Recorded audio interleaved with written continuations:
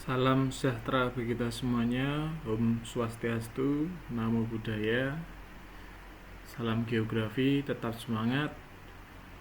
Kali ini kita akan membahas tentang materi kartografi tematik, yaitu jenis peta tematik. Jadi yang pertama, apa itu definisi dari peta tematik? Peta tematik adalah peta yang memperhatikan informasi kualitas atau kuantitas dari suatu unsur tertentu. Unsur tersebut ada hubungannya dengan detail topografi yang penting. Peta tematik adalah sebuah peta khusus yang dirancang dan disajikan untuk menunjukkan tema tertentu yang terhubung dengan area geografis tertentu.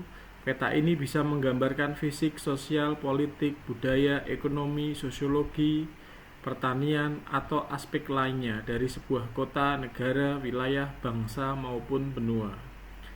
Jadi, sebuah peta tematik adalah peta yang berfokus pada tema atau subjek daerah tertentu. Sedangkan peta topografi atau disebut dengan peta umum, semua fenomena alam secara teratur disajikan secara bersama-sama, tidak secara spesifik. Jenis peta tematik yang pertama adalah peta tematik mempunyai beberapa jenis tergantung dari maksud dan tujuan pembuat peta. Yang pertama adalah peta diagram. Pada peta diagram, dua atau lebih subjek tematik yang berelasi disajikan dalam bentuk diagram yang proporsional. Diagram yang disajikan dapat dalam bentuk diagram batang, lingkaran, 4 persegi panjang, diagram kurva. Masing-masing diagram disajikan pada posisi dari suatu lokasi atau di pusat area yang memberikan informasi tentang keberadaan data yang diberikan pada diagram bersangkutan.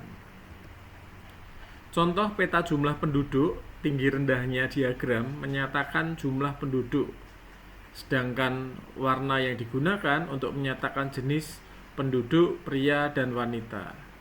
Tinggi rendahnya atau besar kecilnya diagram menyatakan suatu besaran dari kuantitas yang diberikan. Oleh warna yang digunakan menyatakan jenis data lain yang berhubungan dengan data yang bersangkutan. Yang kami contohkan ini adalah diagram pi, jenis persebaran tanaman Kabupaten Demak. Ini adalah data kaitannya dengan pertanian.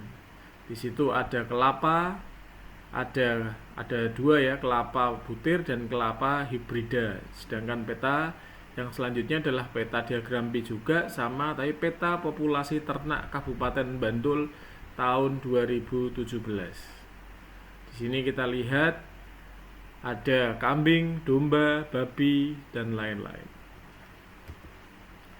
Selanjutnya adalah peta distribusi atau sering disebut dengan dot distribution map. Jadi suatu peta tematik yang menggunakan simbol titik kuantitatif untuk menyajikan suatu data yang spesifik serta mempunyai kuantitas yang pasti dari sejumlah variabel. Satu titik dalam bentuk simbol memberikan suatu nilai tertentu, sehingga jika pada suatu area di peta bersangkutan terdapat 10 titik, maka akan menginformasikan bahwa pada daerah tersebut terdapat 10 kali nilai dari titik yang bersangkutan. Salah satu contoh peta distribusi adalah peta persebaran penduduk yang menyajikan sebaran titik dapat dibedakan atas penyebarannya secara administratif maupun secara geografis. Ini adalah peta jumlah usaha dan tenaga kerja Kabupaten Karanganyar. Di sini kita mendistribusikan dengan menggunakan peta titik. Jadi yang dimaksud adalah peta one dot represent 300 orang. Warna biru adalah usaha, sedangkan warna merah keorenan itu adalah tenaga kerja. Sedangkan yang kedua, peta persebaran penduduk. Jadi penduduk yang warnanya abu-abu, ungu itu adalah perempuan, sedangkan yang biru itu adalah laki-laki. One dot represent 5.000 orang. Jadi satu titik mewakili 5.000 orang. Ketika lihat titiknya paling banyak, tentunya penduduknya di situ paling padat di Kabupaten Kebumen. Selanjutnya adalah peta Choropleth. Adalah peta yang menggambarkan data kuantitatif dalam bentuk warna dan bisa menunjukkan kepadatan atau presentase. Nilai rata-rata atau kuantitas dari suatu peristiwa dalam wilayah geografis adalah warna berurutan pada peta ini, mewakili peningkatan atau penurunan nilai positif atau negatif data. Biasanya setiap warna juga mewakili rentang nilai.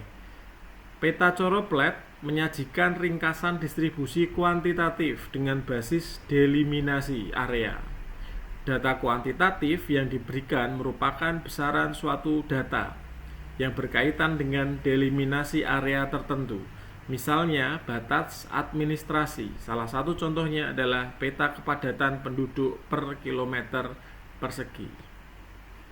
Ini adalah contohnya adalah pemetaan Choropleth menunjukkan data statistik dikumpulkan lebih dari daerah yang telah ditetapkan seperti kabupaten, negara dengan pewarnaan atau bayangan pada daerah yang bersangkutan. Teknik ini mengasumsikan bahwa distribusi relatif bahkan fenomena yang akan diukur dalam setiap wilayah secara umum. Perbedaan warna yang digunakan untuk menunjukkan perbedaan kualitatif, sedangkan perbedaan saturasi atau ringan yang digunakan untuk menunjukkan perbedaan kuantitatif seperti populasi. Pada peta kepadatan penduduk terdapat data dan informasi kepadatan penduduk per kilometer yang disajikan dengan warna semakin tua atau gelap. Warna yang digunakan berarti kepadatan penduduknya semakin tinggi. Pada setiap area yang berwarna diberikan informasi nama lokasinya. Jadi kalau kita lihat, ini adalah peta kepadatan penduduk Kabupaten Kebumen tahun 2017. Warna yang semakin gelap itu menunjukkan bahwa daerah tersebut adalah daerah yang padat penduduk. Selanjutnya, sampel kedua sama adalah peta kepadatan penduduk, tetapi ini adalah di Kabupaten Demak. Bahwa warna gelap itu menunjukkan daerah yang gelap. Di situ ada Kecamatan Sayung dan Kecamatan Wedung serta Kecamatan Wonosalam menjadi daerah yang paling padat dibandingkan daerah-daerah yang lain. Selanjutnya adalah peta dasimetrik. Adalah peta tematik sejenis Choropleth, tetapi basisnya bukan pada batas administrasi, melainkan pada batas dari area yang disurvei. Pada area peta dasimetrik menyajikan deliminasi area didasarkan pada daerah yang disurvei dan bukan batas administrasi. Hasilnya bisa berbeda dengan peta Choropleth, khususnya pada area peta sebelah kiri berdasarkan deliminasi administrasi, sedang peta sebelah kanan deliminasi berdasarkan hasil survei. Jadi kalau kita lihat, ini adalah contoh dari peta dasimetrik.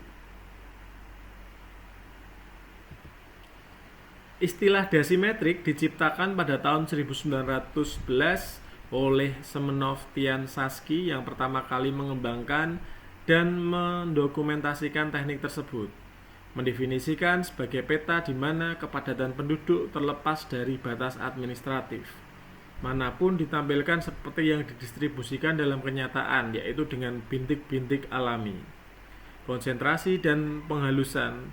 Dia mengusulkan beberapa metode untuk memperbaiki peta Choropleth. Beberapa di antaranya lebih tepat disebut peta isoritmik. Tapi teknik dasimetrik yang paling dia kembangkan dan diterapkan masih digunakan sampai sekarang, meskipun menggunakan data dan alat digital seperti sistem informasi geografi. Jadi kalau kita lihat di sini adalah peta yang menggambarkan kondisi di lapangan antara survei dengan menggunakan data sekunder dan primer. Selanjutnya adalah peta chorokromatik. Peta tematik yang memperlihatkan distribusi kualitatif dari fenomena spesifik.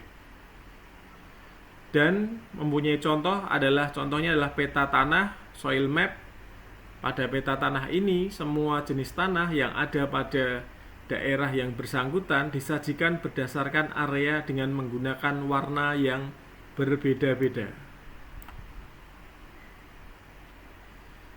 Warna muda dan warna tua digunakan untuk simbol jenis tidak mempunyai suatu harga tertentu karena sifatnya yang kualitatif. Ini kita contoh, ada peta call meaning operation. Jadi ini peta kita ambil dari Wikipedia, kaitannya dengan contoh peta chromatic, dan ada water resource region. Dan kita lihat bahwa ini tidak mempengaruhi angka karena penggunaan warna yang berbeda-beda untuk simbol jenis yang tidak mempunyai suatu harga tertentu karena dia mempunyai sifat kualitatif. Selanjutnya adalah peta isolen, peta tematik yang memperlihatkan harga numerik untuk didistribusikan yang kontinu dalam bentuk garis yang terhubung pada suatu harga yang sama, atau daerah perkataan lain, yaitu setiap garis menghubungkan titik-titik yang mempunyai harga yang sama. Contohnya adalah peta isobar, peta yang menghubungkan daerah-daerah yang mempunyai tekanan udara yang sama. Setiap garis yang menghubungkan daerah yang bertekanan udara sama diberikan sebuah angka. Macam-macam isolen adalah yang pertama, ada kontur, isoflor, isotermi, isogon, isohalin, isotom, isohel, isoplet, isohip, isobar, isonep, isohiet, isoklinik, isoseismik, dan isobar. Kontur adalah peta isolen yang paling sering kita lihat atau paling kita temui di peta topografi. Kontur adalah garis yang sama tinggi, adalah garis hayal di permukaan bumi yang menghubungkan titik yang sama tinggi dari atas permukaan laut terdapat di peta topografi. 0 sampai 40 80, berarti kontur intervalnya adalah 40 meter. Kontur interval sama dengan 1/2000 kali PS. Itu adalah rumusnya. Selanjutnya adalah isoflor. Isoflor adalah garis pada peta yang menghubungkan titik yang mempunyai kesamaan flora. Kita lihat ini adalah flora, adalah tumbuhan yang sama. Di bagian utara benua Australia ada tanaman Senegalia dan Phacelia. Contohnya kalau di Indonesia bisa kita ambilkan Sumatera dan Kalimantan, sama-sama tanaman hutan hujan tropis. Selanjutnya adalah isotermi. Isotermi adalah suatu lapisan atmosfer di mana temperatur tidak berubah walaupun semakin naik ke atas. Jadi isotermi suatu lapisan atmosfer di mana temperatur tidak berubah. Ini adalah salah satu isolen juga. Yang selanjutnya adalah isogon. Isogon yaitu garis pada peta yang menghubungkan tempat yang mempunyai arah angin yang sama. Itu adalah isogon. Yang selanjutnya adalah isohalin. Isohalin adalah garis pada peta yang menghubungkan semua tempat di lautan yang memiliki tingkat kadar garam yang sama. Jadi kadar garam adalah salinitas. Isotherm yaitu garis pada peta yang menghubungkan tempat dengan temperatur udara sama dengan periode tertentu. Isotherm tentunya adalah temperatur atau suhu yang satuannya adalah derajat Celcius. Selanjutnya adalah isohel. Isohel adalah garis pada peta yang menghubungkan semua tempat yang mempunyai lama waktu yang sama dalam mendapatkan sinar matahari. Selanjutnya adalah isoplet. Isoplet yaitu garis-garis di peta yang menghubungkan tempat dengan nilai distribusi potensi penduduk yang sama. Isoplet dapat berupa isohips, isobar, isotherm, isohiet, maupun isoseista. Selanjutnya adalah isohips. Isohips adalah garis pada peta yang menghubungkan titik-titik yang sama, tingginya di atas permukaan air laut. Jadi menghubungkan antara titik-titik yang sama. Kalau di Indonesia satuannya mdpl, meter di atas permukaan air laut. Selanjutnya adalah isobat. Isobat adalah garis pada peta yang menghubungkan tempat-tempat atau titik yang sama kedalaman lautnya. Jadi isobat ini kedalaman lautnya sama. Selanjutnya adalah isonepi. Isonepi adalah garis pada peta yang menghubungkan tempat-tempat yang mempunyai curah hujan salju yang sama. Ini kalau di Indonesia adalah iklimnya tropis. Ini contohnya tentunya di negara-negara yang iklimnya subtropis atau lintangnya lintang sedang. Selanjutnya adalah isohyet. Isohyet yaitu garis dengan jumlah curah hujan yang sama. R artinya adalah curah hujan rata tahunan, A1, A2 adalah luas bagian antara dua garis isohyet. R1 dan R2 adalah curah hujan rata-rata tahunan pada bagian A1 dan A2. Maka A1 kali R2 plus A2 kali R2 dibagi A1 plus A2 dan seterusnya. Maka akan ketemu curah hujan rata tahunan. Gambar isohyet adalah contohnya seperti ini. A yang dimaksud tadi adalah luasan dari objek yang terkena hujan. Sedangkan R1, R2 adalah curah hujan yang ada. Contohnya 10 mm, 20 mm, 45 mm dan seterusnya. Selanjutnya adalah isoklinik. Isoklinik adalah garis yang pada peta menghubungkan titik-titik yang mempunyai isoklinasi magnet yang sama, dipping atau equally. Selanjutnya adalah isobar. Isobar yaitu garis dengan tekanan udara yang sama. Tekanan udara tentunya adalah alatnya adalah barometer. Selanjutnya adalah isoseismic line. Isoseismic line adalah garis yang menghubungkan titik-titik tempat yang mengalami intensitas atau kejutan gempa yang sama. Tadi ini adalah isolen yang terakhir. Selanjutnya kita akan membahas tentang flowline. Peta tematik yang menyajikan informasi dalam bentuk garis tebal yang memperlihatkan arah atau frekuensi pergerakan. Contoh, peta jalur penerbangan, peta frekuensi penerbangan dari satu tempat ke tempat lain. Setiap garis mempunyai ketebalan yang berbeda, yang menginformasikan banyak setidaknya frekuensi penerbangan dari satu tempat ke tempat yang lain. Sedang warna menginformasikan nama perusahaan penerbangan. Jenis-jenis flowline yang pertama adalah arus laut. Arus laut tentunya banyak, terus ada angin, ada sungai, jalan, dan flowline menunjukkan aktivitas manusia.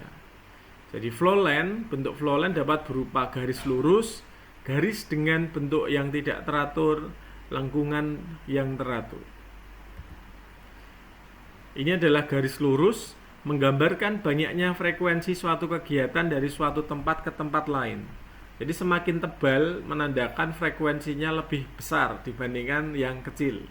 Ini adalah contoh dari flowline garis lurus.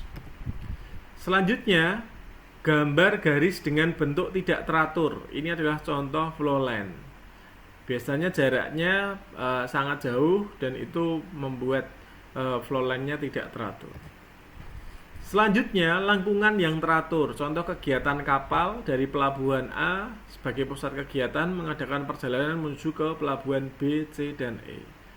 Contohnya pelabuhan yang ada di Pulau Jawa menuju ke pelabuhan yang ada di Sumatera. Intensitasnya antara A ke D lebih banyak dibandingkan A ke C maupun A ke B. Ini adalah contoh jalur penerbangan dari provinsi satu ke provinsi yang lain. Selanjutnya, ini juga masuk kategori flowland. Di sini adalah bandara yang menghubungkan antara daerah satu dengan daerah yang lain atau provinsi yang mempunyai airport. Ini kebetulan data yang kita ambil dari maskapai penerbangan Lion Air. Demikian pembelajaran yang singkat dari kami kaitannya dengan jenis-jenis peta tematik. Semoga bermanfaat. Demikian. Kalau ada tutur kata yang kurang berkenan, saya minta maaf. Salam geografi, akhir kata. Wassalamualaikum warahmatullahi wabarakatuh.